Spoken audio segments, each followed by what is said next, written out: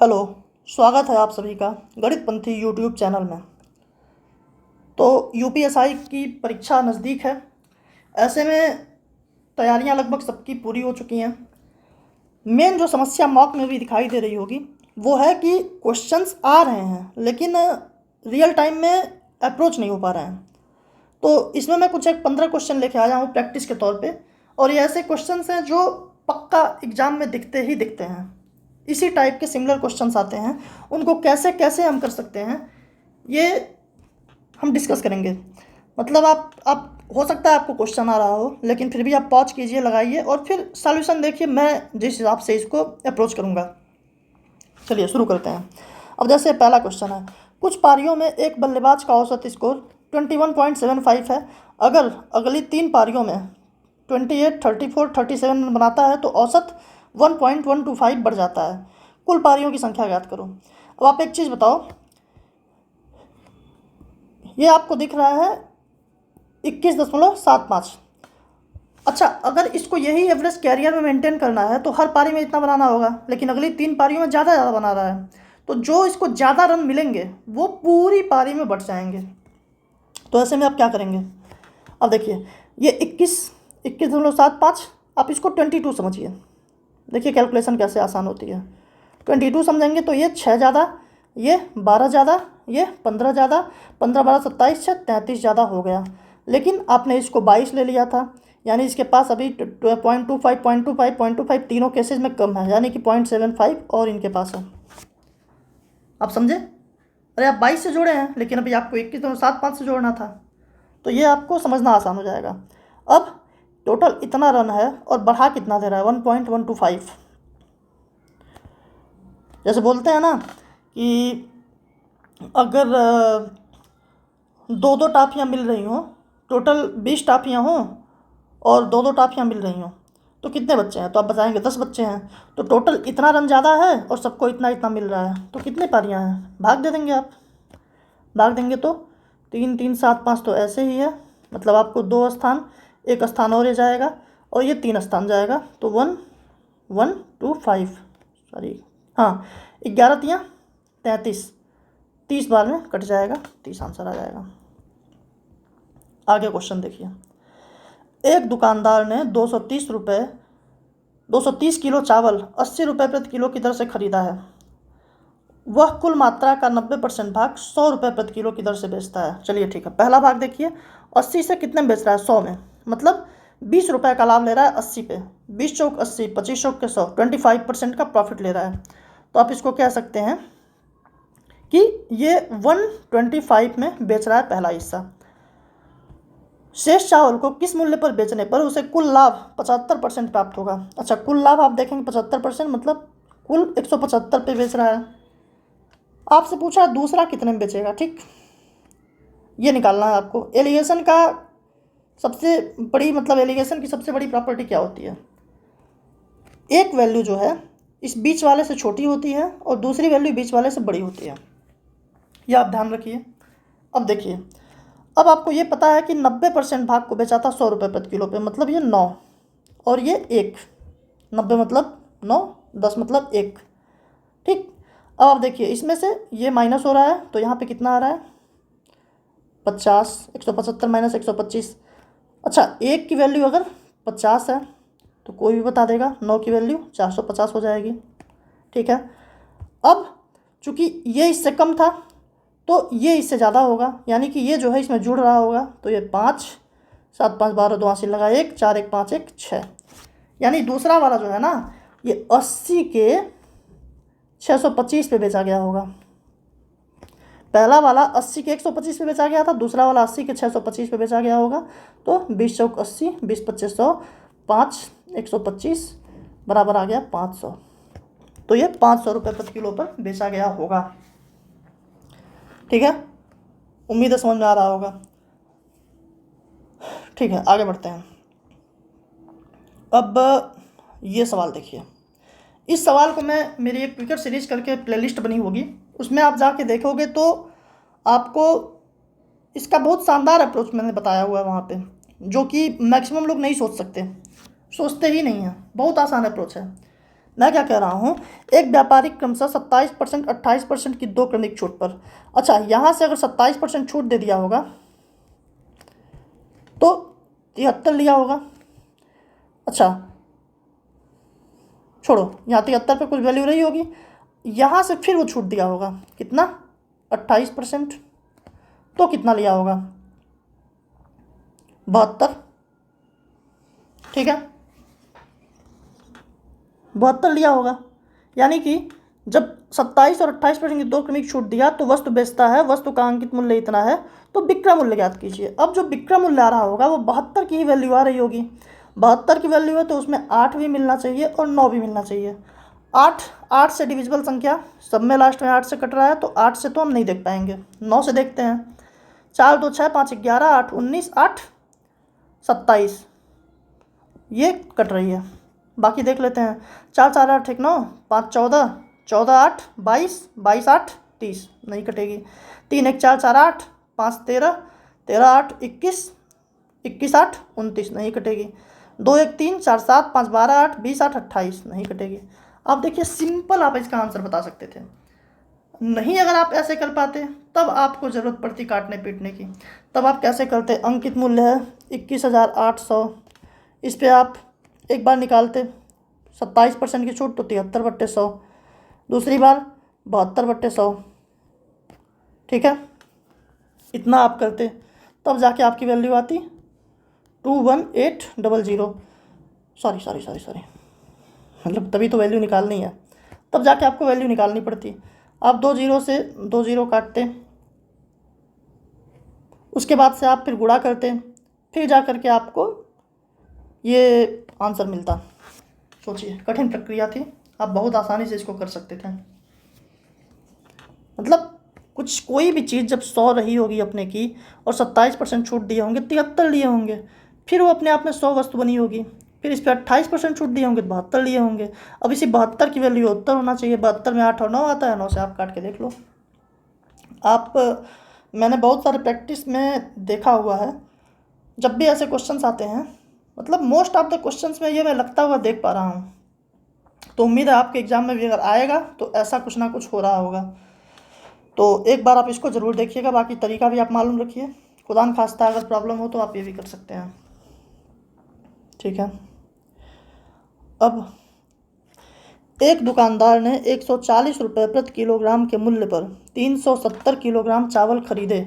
उसने कुल मात्रा का 70% 210 रुपये प्रति किलोग्राम की दर पर बेचा। ठीक है, दर से बेचा। 65% का समग्र लाभ अर्जित करने के लिए, फिर आप देखिए, 140 रुपये प्रति किलोग्राम पे खरीदा है, 210 पे बेच रहा है।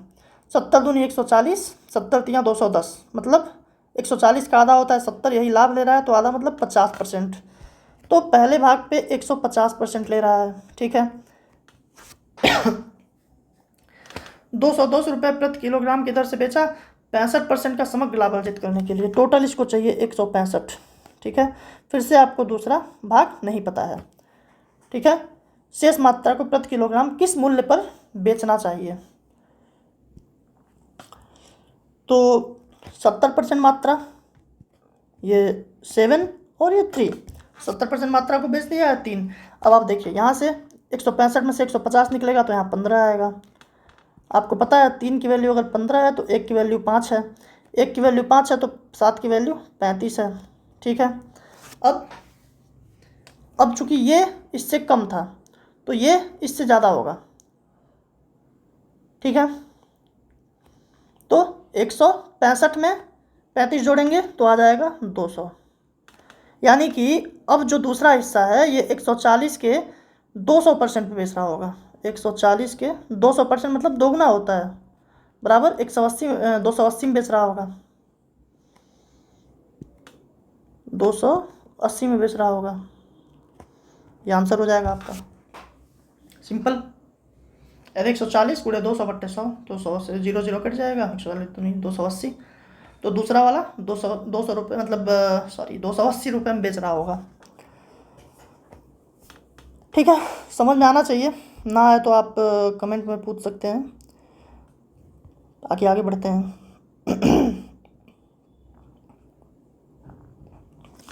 एक दुकानदार एक वस्तु को 860 रुपये में बेचता है और लाभ अर्जित करता है। वस्तु को 300 रुपये में बेचने पर उसे लाभ के 13 गुना के बराबर हानि होती है। अच्छा, अब आप देखिए, लाभ हानि किस पे देखी जाती है? सीपी पे देखी जाती है। ठीक है, वो एक केस में हानि ले रहा होगा, मतलब सीपी से कुछ चीज़ माइनस हो रही होगी। ठीक है, तो 300 में बेचने पर लाभ ले रहा होगा, सीपी में कुछ चीज़ प्लस हो रही होगी, तो 860 में बेचने पर। अच्छा, अब ये कितना, ये क्या बोल रहा है? 300 में बेचने पर उसे लाभ के 13 गुना के बराबर हानि होती है। ठीक है, मान लो आप लाभ अगर 1 हुआ था तो ये 13 गुना इसकी हानि हो गई। अब आप एक चीज़ देखो, इन दोनों के बीच में जो गैप है वो टोटल 14 का है, 14 का, और गैप कितना है? 560 का। एक की वैल्यू 14 चौक को 56, 40। ठीक है, अब आप कहीं से भी कर सकते हैं, 13 चौक को 52,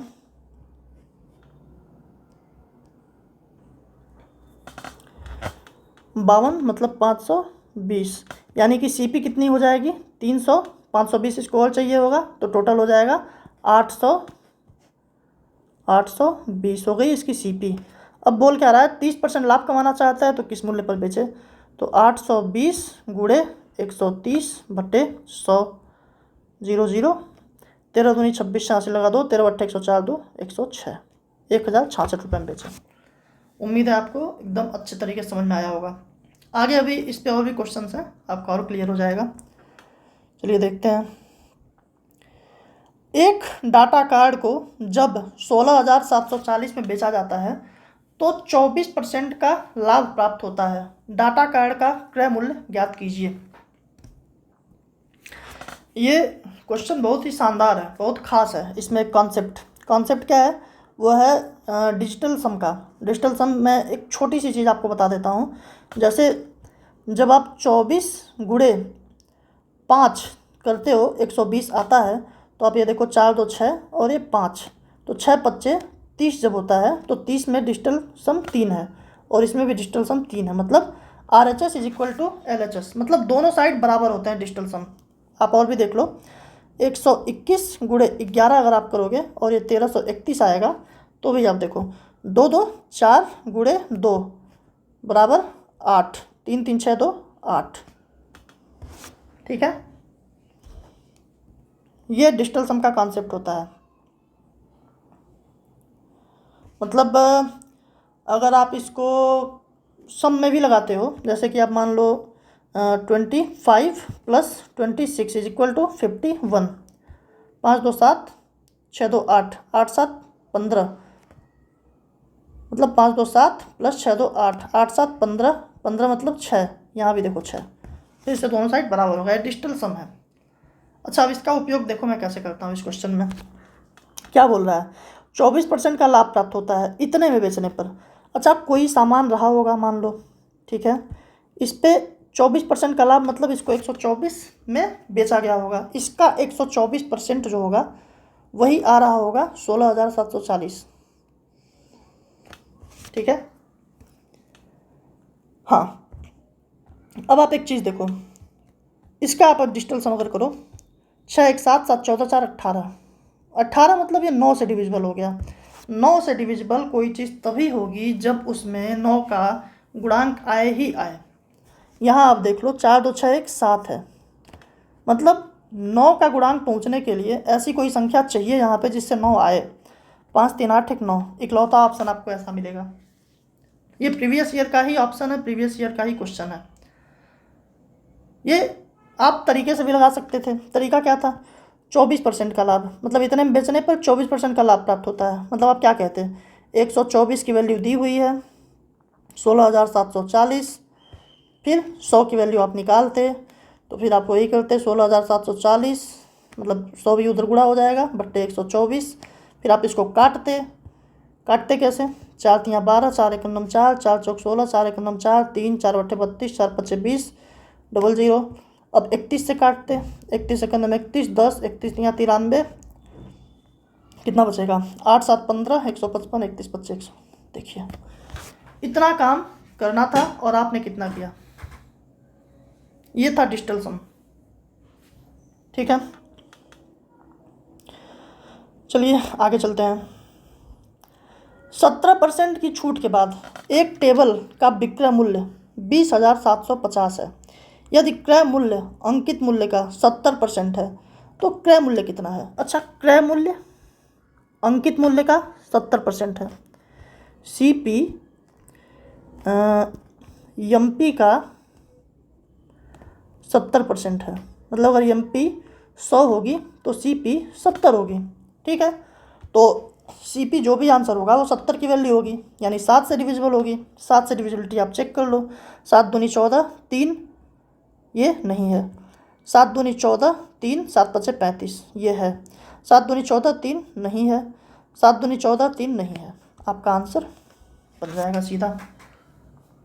इसको भी आप लगा के देखो, अगर आप ऐसे नहीं करते हो तो आप सोचो आपको कितना मुश्किल होगा। 70% की छूट के बाद एक टेबल का विक्रय मूल्य 20,750 है, मतलब क्या दिया है ये, 83 की वैल्यू दिया है 20,750। अब आप सोचो, पहले आप MP निकालोगे जो कि है 100%। अब आप 83 से इसको काटो, पहले 83 दूनी कितना होता है 166, फिर बचता है 34 7 43, 34 7 41 सॉरी 41, मतलब ये हो गया 415, 8 5 40, 3 5 15, 250, 100 की वैल्यू 25,000। अच्छा, अब इसका बोला है 70% क्रय मूल्य है, तो इसका 70 निकालोगे बट्टे 100 करोगे, ये देखो 700, 7 5 35, मतलब 25 7 175 होता है ये। देख लीजिए आपने कैसे किया और करना कितना था। मतलब जो 10-20 सेकंड बचेंगे ना, आपको बहुत ज़्यादा हेल्प करने वाले हैं एग्जाम में। आप ये सोचो, एक दुकानदार 10,500 में एक वस्तु खरीदता है और इसे 10% की हानि पर बेचता है।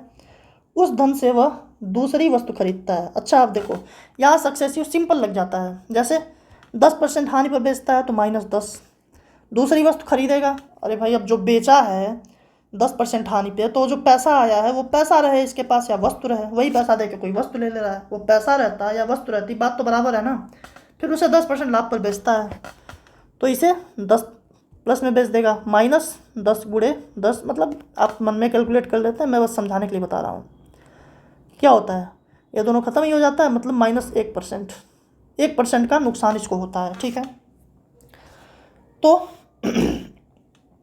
10,500 का 1% निकालेंगे तो कितना होगा, 20 कट जाएगा, 105 की हानि हो जाएगी, खत्म।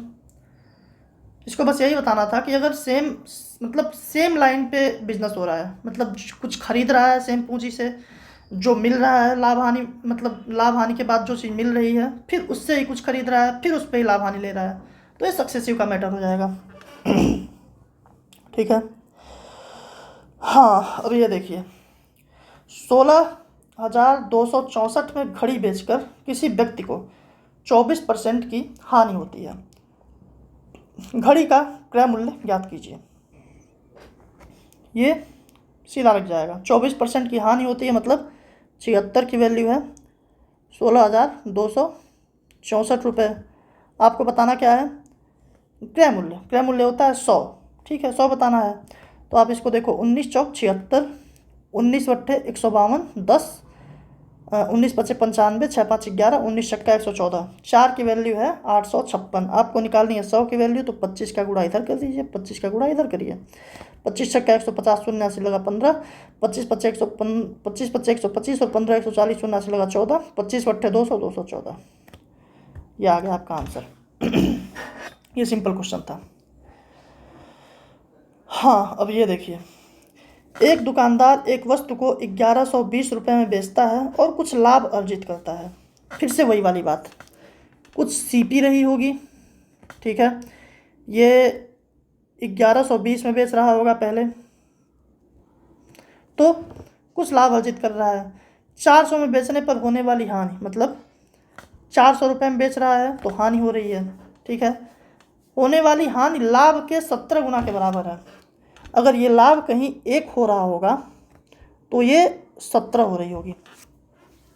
ठीक है, लाभ के 17 गुना के बराबर है। तो अब आप देखो इन दोनों के बीच में गैप कितना है, 17 1 18 का, 18 की वैल्यू 1100 में 700 निकल गया, मतलब 720। तो एक की वैल्यू 18 चौक 72, 40, यानी यही तो एक की वैल्यू है। 1120 में से 40 कम करेंगे तो 1080, यही आएगा ना, 1080 रही होगी CP। अब वस्तु को किस कीमत पर बेचना चाहिए कि 10% का लाभ कमा ले, ठीक है। तो इसको 10%, 1080 गुणे 10% का लाभ मतलब 11 होता है, 11/10 कहते हैं। तो 11/88, 88 लगा 8, 8, 11 का नाम 11, 1188 खत्म। सिंपल भी आप कर सकते थे, जैसे 11 देखिए, 11 का आप मल्टीपल देखते, पहला ऑप्शन सही हो जाता। अब ये क्वेश्चन आप बहुत ध्यान से समझिएगा। एक बस अड्डे से हर 40 मिनट पर बसें एक ही दिशा में समान चाल से रवाना होती हैं। ये कोई है बस अड्डा, ठीक है। यहाँ से बस रवाना हो रही है, सड़क है, यहाँ से कोई व्यक्ति आ रहा है, ठीक है। अब क्या कह रहा है, रोहित इस सड़क पर विपरीत दिशा में 48 किलोमीटर प्रति घंटा की रफ्तार से चल रहा है। रोहित को हर 8 मिनट में एक बस मिलती है, ठीक है। अब आप समझो, एक बस जब यहाँ रोहित के पास आई होगी, एक बस जब रोहित से मिली होगी, तो वो मतलब 40 मिनट जब चल चुकी होगी, या फिर ऐसे समझिए, रोहित जब यहाँ एक बस से मिल रहा होगा तो दूसरी बस इस वाले बस के सापेक्ष अगर आप देखोगे तो 40 मिनट दूर होगी। मतलब इस बस को ये वाला पॉइंट कवर करने के लिए 40 मिनट का समय चाहिए, क्योंकि ये यहाँ तक आने के बाद तो ये निकली है। ये बस जब 40 मिनट चल चुकी है, 40 मिनट चल चुकी तो ये निकली है, इसको चाहिए 40 मिनट का टाइम, ठीक है। अब देखिए हो क्या रहा है, ये भागे जा रहे हैं इसकी तरफ, ये भागे जा रहे हैं, कहीं यहाँ तक ये पहुँच जा रहे हैं, ठीक है। ये टोटल दूरी ये 8 मिनट में आ जा रहे हैं। मतलब इस बस को ये देखे थे, यहाँ तक 8 मिनट में आ गए, और यहीं पे दूसरी बस को देख गए। मतलब ये दूरी इस बस से इस बस को 40 मिनट का अंतर चाहिए, ये 40 मिनट के अंतर पे है। ये बेचारी इतनी दूर होगी अभी उससे, 40 मिनट बाद निकली है। ये भाई साहब इसको यहाँ मिले थे और 8 मिनट में यहाँ पे मिल गए दूसरी वाली से। अब देखिए हो क्या रहा है, इसको तो जाना है यहाँ तक, 8 मिनट में भाई साहब से मिल गई यहाँ पे। अब इसको तो वहाँ तक पहुँचने के लिए 40 मिनट का समय चाहिए ही चाहिए ना, क्योंकि 40 मिनट लेट से निकली है। तो यानी कि अभी 8 मिनट ही हुए हैं, 8 मिनट ही हुए हैं, तो यहाँ तक जाने के लिए इसको 32 मिनट और चाहिए। लेकिन यहाँ तक की ही दूरी जो है ना, ये भाई साहब 8 मिनट में तय कर लिए हैं। अब आप समझो, डिस्टेंस जब बराबर होती है, दूरी मतलब अगर आप घर से स्कूल तक जाते हैं तो दूरी आपकी बराबर है, घर से कोचिंग तक जाते हैं तो जब ज़्यादा तेज़ चलते हैं तो पहले पहुँच जाते हैं, टाइम कम हो जाता है। जब धीरे चलते हैं तो देर से पहुँचते हैं, टाइम बढ़ जाता है। तो इनके साथ भी यही हो रहा है। ये बस को बेचारी को इस पॉइंट से यहाँ तक जाने में 32 मिनट अभी और लगेंगे, लेकिन ये 8 मिनट में ही यहाँ तक पहुँच जा रहे हैं। तो अगर हम देखेंगे बस और मैन मतलब रोहित, इनका अगर हम देखेंगे टाइम, तो बस को लग रहा है 32 मिनट सेम डिस्टेंस के लिए, और इनको लग रहा है 8 मिनट। तो सिंपली जो स्पीड हो जाएगी ये 8 और 32 की हो जाएगी, 8 चौक 32, एक संबंधे 4, मतलब बस संबंधे रोहित, एक संबंधे 4 हो गई स्पीड, ठीक है। क्या बोला था, रोहित की जो चाल है इस सड़क पर विपरीत दिशा में 48 किलोमीटर प्रति घंटा की रफ्तार से, रोहित मतलब 48 से अगर चल रहे हैं, 4 की वैल्यू 48 है तो 1 की वैल्यू 12 किलोमीटर प्रति घंटा, ये हो गई बस की चाल। समझ में आया होगा आपको, नहीं आया तो फिर से मैं बताता हूँ। क्या क्या रहा है, ये बस अड्डा है, यहाँ से बस चल रही है, ये ट्रेन निकली, यहाँ तक पहुँची, कितने देर में, 40 मिनट हो गए, ठीक है। अभी बेचारी ये यहाँ पे है, एक रोहित नाम के आदमी आ रहे थे, वो इसको यहाँ पे देखते हैं, ये देखें यहाँ पे इसको वहाँ तक जाने में 40 मिनट का समय लगना है, लेकिन ये भाई साहब जो हैं ये यहाँ तक कहीं पहुँचे और इसको देख गए। यहाँ पे कितनी देर में पहुँचे थे? 8 मिनट में पहुँचे थे। यानी ये भी तो यहाँ तक 8 मिनट में पहुँची होगी, ये भी 8 मिनट में पहुँची होगी। अब क्या हो रहा है, अब अगर आप समझोगे बात को, इस बस को ये वाली दूरी तय करने में 40 मिनट लगने थे, अभी इसको 8 ही मिनट हुए हैं चले हुए, यानी कि यहाँ तक जाने में अभी इसको 32 मिनट चलना बाकी है, 32 मिनट चलना बाकी है। लेकिन ये भाई साहब यही डिस्टेंस जो है 8 ही मिनट में पूरा कर लिया है, क्योंकि ये तेज़ आ रहे होंगे। अब तेज़ आ रहे होंगे, कितना तेज़ आ रहे होंगे, इन दोनों का आप रेशियो देखेंगे, बस और रोहित का रेशियो देखेंगे टाइम का, तो टाइम का रेशियो आपको दिखेगा, बस को 32 मिनट लग रहा है, रोहित को 8 मिनट लग रहा है, तो टाइम का रेशियो 8 चौक 32, 4 संबंध 1 का है, स्पीड का रेशियो 1 संबंध 4 का है। फिर आप निकाल लिए जो निकालना था। ठीक है, मुझे लगता है कहीं कोई दिक्कत नहीं होगी इसमें, लेकिन फिर भी मैं एक और क्वेश्चन कराऊंगा इस पर, शायद एक है एक और। हाँ, ये देखिए गोली, 2 गोली है, एक निश्चित स्थान से 5 मिनट के अंतराल पर दागी जाती है, उसी स्थान की ओर आ रहे एक व्यक्ति को 4 मिनट 30 सेकंड के अंतराल पर आवाज़ सुनाई देती है। ये हो गई बंदूक, बहुत गंदी बंदूक बन गई, सॉरी, जो भी आप समझ लो, ये हो गई बंदूक। यहाँ से गोली दग रही है, तो 5 मिनट के अंतराल पर, मतलब एक गोली, अब सोचो यहाँ दगी होगी, दूसरी गोली जो है ना यहाँ से 5 मिनट ट्रेवल कर चुकी होगी। कितना? 5 मिनट। फिर एक व्यक्ति आ रहा है, वो इस गोली को यहाँ कहीं देख रहा होगा, लग जाती तो यहीं मर जाता, क्वेश्चन खत्म हो जाता, लेकिन लगी नहीं, तो आगे बढ़ गया। ये हो सकता है वो साउथ का हीरो। अब आगे बढ़ रहा है तो क्या होता है, 4 मिनट 30 सेकंड के अंतराल पर इसको आवाज़ सुनाई देती है। अब बेसिकली हो क्या रहा है, 4 मिनट 30 सेकंड, इसको यहाँ तक आने में 5 मिनट लगना था, लेकिन ये 4 मिनट 30 सेकंड चली है। ये भाई साहब यहाँ पहुँच चुके हैं कहीं, इनको यहाँ पे मिल गई, अब की लग गई होगी, ना लगे तो मतलब पहुँच जाएंगे, लेकिन लग जाए तो ठीक है। ये 4 मिनट 30 सेकंड में यहाँ तक पहुँचते हैं। अब देखिए बात क्या हो रही है, ये 4 मिनट 30 सेकंड में गोली यहाँ तक पहुँची है, 4 मिनट 30 सेकंड में ये यहाँ से यहाँ तक पहुँचे हैं। ठीक है, अब 4 मिनट 30 सेकंड में अगर ये भी यहाँ से यहाँ तक पहुँचे हुए हैं, लेकिन अब गोली को अगर यहाँ तक जाना था तो 5 मिनट लगना था, 4 मिनट 30 सेकंड चल चुकी है, अब इसको केवल, गोलिया को केवल 30 सेकंड और चलना था, मतलब 0.5 मिनट और चलना था। और ये भाई साहब इतनी देर चलने के लिए 4 मिनट 30 सेकंड का समय ले लिए। फिर से अब आप वही देखिए, अगर मैन है और बुलेट है,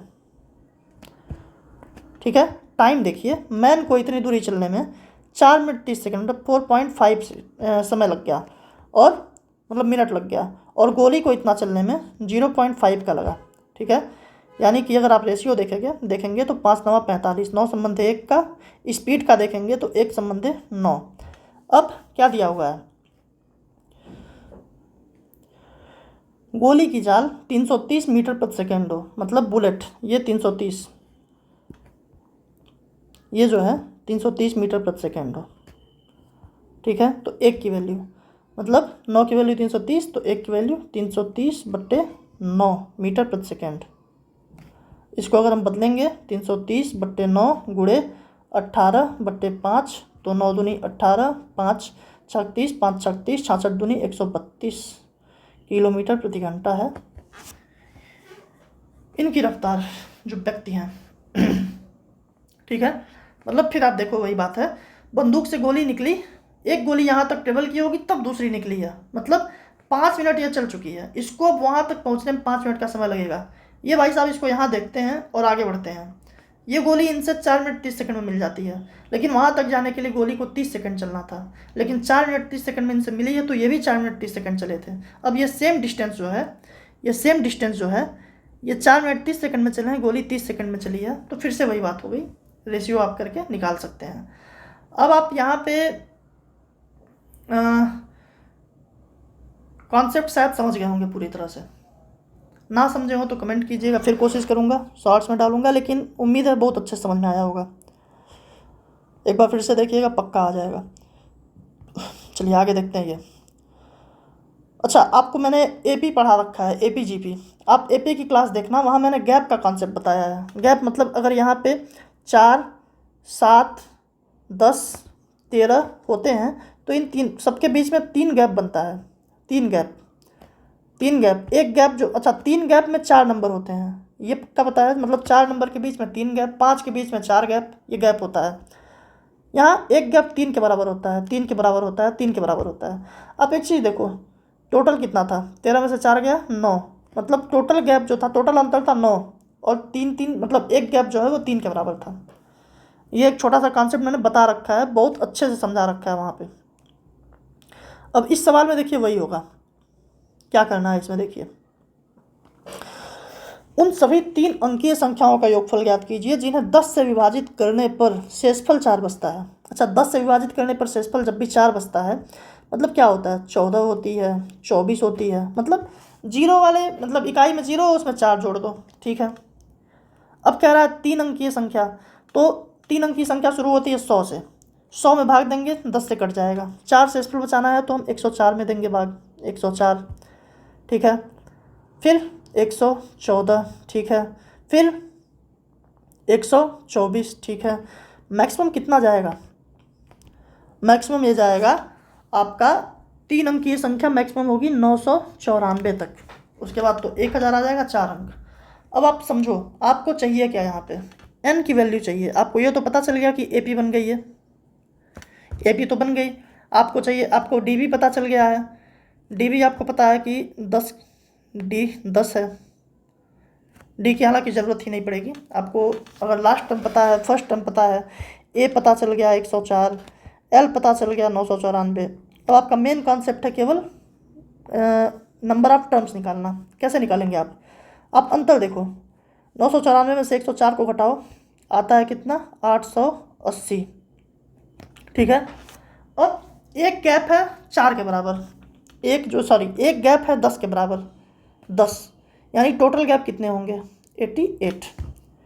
अगर 88 गैप होंगे, मैंने क्या बताया था, 1 2 3 4 संख्या थी, तो 1 2 3 गैप थे, मतलब 3 गैप पे 4 संख्या, तो 88 गैप पे 89 नंबर, ठीक है। मतलब n की वैल्यू आ गई 89। अब 89, सॉरी फार्मूला बताना भूल गया मैं, हाँ।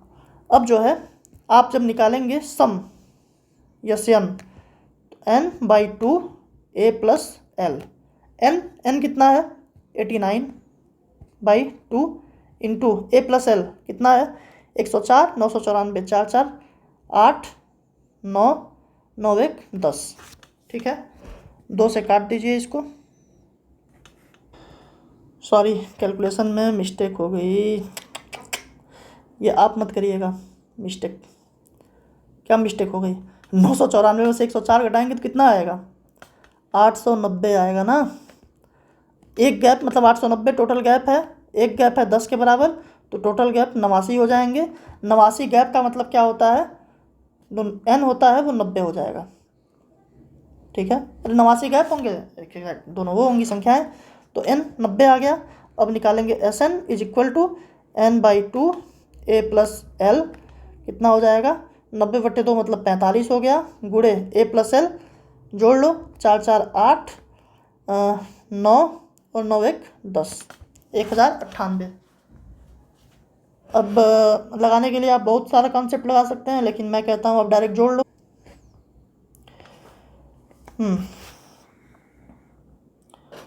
इसको तोड़ के आप कर सकते हो, मतलब 9 गुणे 5 गुणे 1098, ठीक है। 5 बट्टे 40 सोना से लगा 4, 5 9 45 4 49 9 से लगा 4, 5 0 0 4 5 1 5 गुणे 9। अब 9 0 0 9 9 81, एक हासिल लगा 8, 9 चौक 36 8 44। देखिए 10 जैसे मिला, आप इसको आंसर लगा दीजिए, फिर भी कर लीजिए। 44 4 से लगा 4, 9 5 45 4 49, आ गया आंसर आपका, ठीक है। मतलब ये गैप वाला कॉन्सेप्ट बहुत ही अच्छा है। आप यहाँ पे n की वैल्यू निकालने के लिए बड़े फार्मूले मत जाओ, एकदम सिंपल लगाओ कि 890 टोटल अंतर है, एक गैप जो है वो 10 के बराबर है, तो टोटल 89 गैप है। जितना गैप होता है उससे एक ज़्यादा संख्याएं होती हैं। ख़त्म। आगे आते हैं। एक वस्तु को 2018 फिर से देखिए, ये जानबूझ के मैं सवाल ले रहा हूँ क्योंकि सवाल बहुत आसान है लेकिन लोग कंफ्यूज हो रहे हैं, पता नहीं क्यों। मैंने काफ़ी लोगों को देखा। ये सीपी है, सीपी से एक बार लाभ ले रहा होगा, प्रॉफिट परसेंट छोड़ो, एक बार प्रॉफिट ले रहा होगा, तो क्या बोल रहा है 2018 रुपये में बेचने पर होने वाली हानि, मतलब ये लॉस 2018 रुपये में। इसी वस्तु को 2447 रुपये में बेचने पर होने वाले लाभ का, 2447 रुपये में लाभ का 65% है। अच्छा, ये जो हानि है इस लाभ का 65% है। लाभ मान लो 100 हुआ होगा तो हानि जो है 65% हुई होगी। बस इतना ही तो बोला है। 5 से 13, 5 से 20, ठीक है। अब 2018 से 2447 जाने के लिए पहले तो आप 400 जाओगे, फिर 18 जाओगे और फिर 9 जाओगे, तो 427 जाओगे आप। देख लो, शायद नहीं, 429। पहले 400 गए, फिर 18 और फिर 7 4 11, घटा के देख लो। 17 में से 8 निकल गया 9, और 3 में से 1 निकल गया 2, 4, 2 में से 2 निकल गया कुछ नहीं। ये कितना हो गया 20 और 13, इतना गैप था ना, तो 33 की वैल्यू दी हुई है 429, तो ये कट जा रहा होगा। 11 तियाँ 33, 11 तियाँ 33 और 9, 11 9 99, 1 की वैल्यू आ गई 13, ठीक है। इसकी वैल्यू आ गई 169। सीपी कितना आ गया, अब 169 इसमें जुड़ जाएगा तो सीपी कितना पहुंच जाएगा, 9 8 17 7, हासिल लगा 1, 6 1 7 1 8 और 1 2, 2187 रुपये। यही तो पूछा है। खत्म।